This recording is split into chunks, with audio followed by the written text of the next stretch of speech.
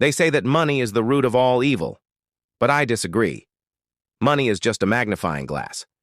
If you are a good person, money allows you to change the world. But if you are a greedy, selfish snake, money simply gives you bigger fangs.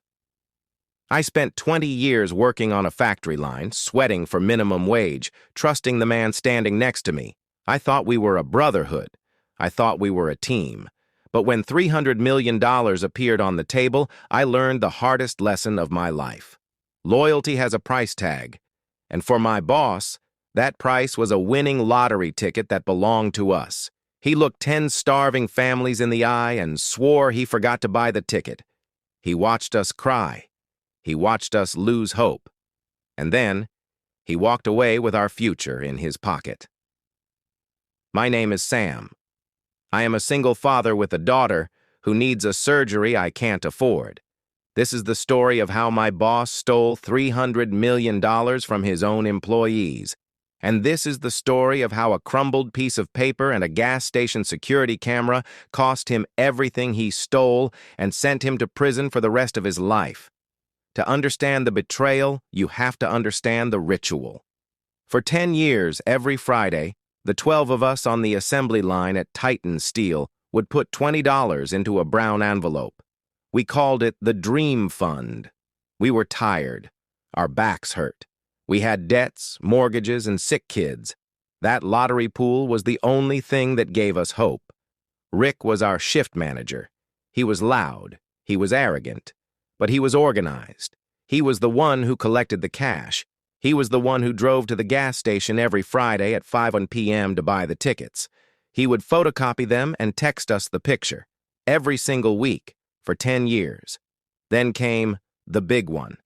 The Powerball jackpot hit $300 million. The factory was buzzing. The air felt electric. "This is it, boys," Rick shouted that morning, collecting our money. "I can feel it. We're going to be rich. I'm buying a boat. Sam, you're buying your girl that surgery." I handed him my $20. It was my last 20 until payday. "Just make sure you get the numbers, Rick," I said. "My daughter's birthday, 04/12/19. "Relax, Sam," Rick winked. "It's already done."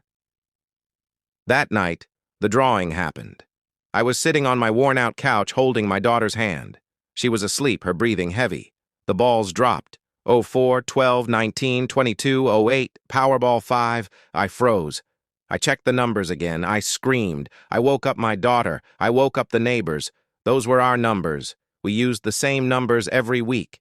Birthdays and anniversaries. We had won. We had finally won. I did the math in my head. 300 million divided by 12 people. That's $25 million each. I started crying. My daughter's surgery. A house. College. No more factory. No more pain. I called Rick immediately. His phone went to voicemail. I called the other guys. They were screaming, celebrating. "Where is Rick? Why isn't he answering?" We figured he was probably drunk with joy. We met at the factory the next morning, Saturday, even though we were off. We waited for Rick to show up with the ticket. Rick arrived at 10 a.m. He wasn't smiling. He was pale. He looked sick. The 12 of us surrounded him. "Rick, we did it! Show us the ticket!" Rick looked at the ground.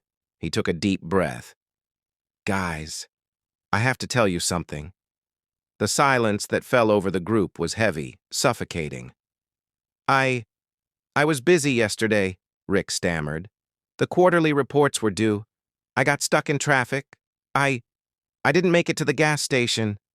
"What?" I whispered. "I forgot," Rick said, looking up with tears in his eyes. Fake tears. "I forgot to buy the tickets. The money is still in the envelope. Here." He pulled out the brown envelope and threw it on the table. "I'm sorry. We didn't play. We didn't win." Chaos erupted. A man named Tony tried to punch Rick. I felt my knees buckle. The $25 million vanished. My daughter's surgery vanished. The future went black. Rick stood there, apologizing, saying it was an honest mistake. "I'm human," he yelled. "I forgot. Kill me if you want, but I don't have the ticket." We went home broken. The factory felt like a graveyard on Monday. Rick didn't show up. On Tuesday, we heard the news. Rick had quit. He emailed his resignation. Too much stress, he said. We tried to move on. We tried to forgive him. It was a mistake, right? Just a tragic, horrible mistake. But then, the rumors started. 2 weeks later, the Lottery Commission announced that the winning ticket had been claimed by an anonymous trust called Blue Horizon LLC. That was suspicious, but legal. Then one of the guys, Mike, saw something on Instagram. Rick's cousin posted a photo. It was Rick. He was in Miami. He was standing next to a yellow Lamborghini. He was wearing a Rolex. The caption read, "Cousin Rick made it big. Sure, crypto king." My blood turned to ice. Rick didn't know anything about crypto. Rick barely knew how to use Excel. He didn't forget to buy the ticket. He bought it. He saw the numbers. And he kept it for himself. He stole our lives. I didn't scream. I didn't rage. I got focused. I drove to the gas station where Rick always bought the tickets. Joe's Mart. I knew Joe, the owner. He was a good man. "Joe," I asked, "did Rick come in here 2 weeks ago on that Friday?" Joe scratched his head. "Rick? Yeah, he was here. He comes every Friday like clockwork." "He told us he didn't come," I said, my voice shaking. "He told us he forgot." Joe frowned. "No, he definitely came. He bought a pack of gum and the tickets. He was in a rush." "Do you have cameras?" I asked. "Sam, the footage overwrites every 30 days, Joe said. "That was 28 days ago. You have 2 days before it's gone." We watched the footage together. There it was. Friday, 5:15 p.m. Rick walked in. He was wearing his Titan steel uniform. He walked to the counter. He pulled out the brown envelope, our envelope.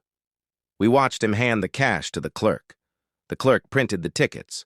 Rick put the tickets in his pocket. But then, something happened. Something tiny. Something miraculous. Rick was holding a crumpled piece of paper in his hand. It was the cheat sheet, the paper where I had written down everyone's birthday numbers so he wouldn't forget. As he put the tickets in his pocket, he dropped the cheat sheet on the floor. He didn't notice. He walked out. The camera zoomed in. The piece of paper was lying there. A janitor came by 5 minutes later and swept it up.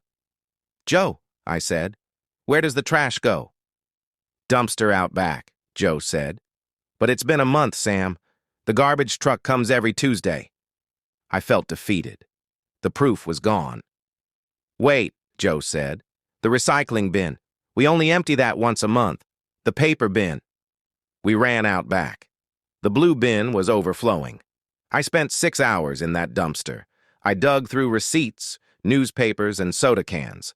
I cut my hands. I smelled like rot. But at 3:00 a.m. I found it.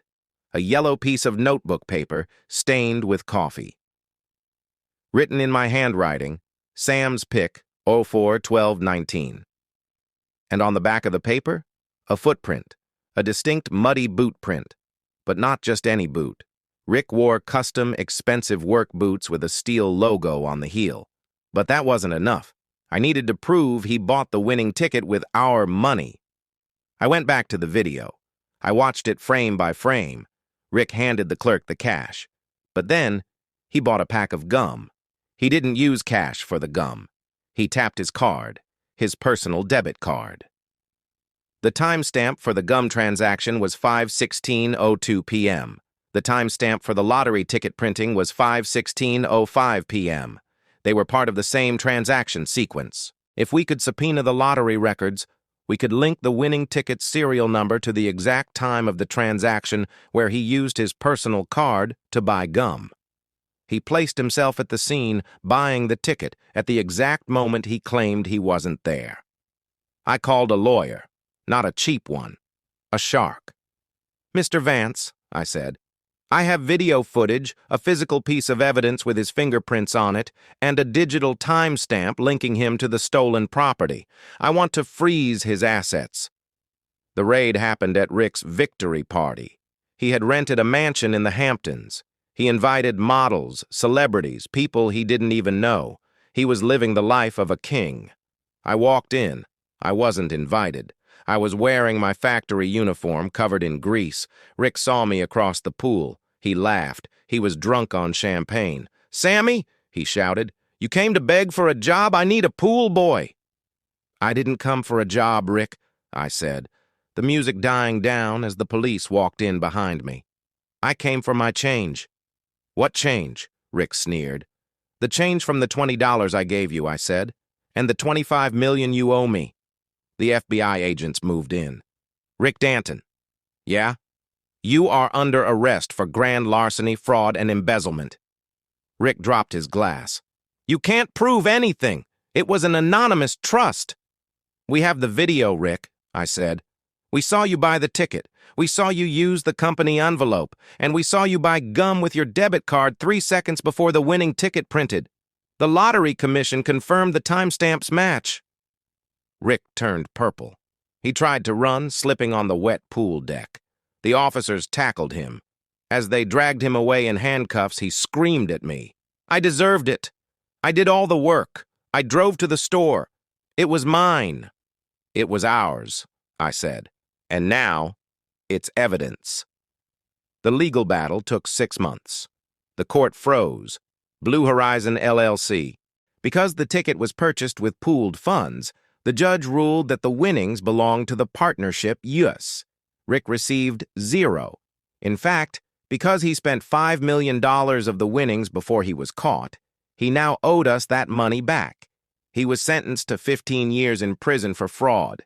We got the money, $295 million after Rick's spending, divided by 12. I got $24 million. I paid for my daughter's surgery. She is healthy now. She plays soccer. I bought Joe, the gas station owner, a new shop. I bought the factory where we worked. I didn't fire anyone. I gave everyone a raise and better benefits. And every Friday, I still put $20 in an envelope.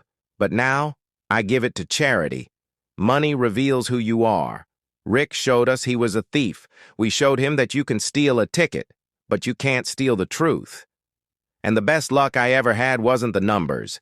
It was the janitor who was too lazy to empty the recycling bin. The moral of the story: greed is a trap. When you try to take everything for yourself, you end up with nothing. Loyalty and honesty are the only currencies that never lose their value. And if you ever win the lottery, make sure you hold on to the ticket yourself, because even your best friend might turn into a stranger for $300 million.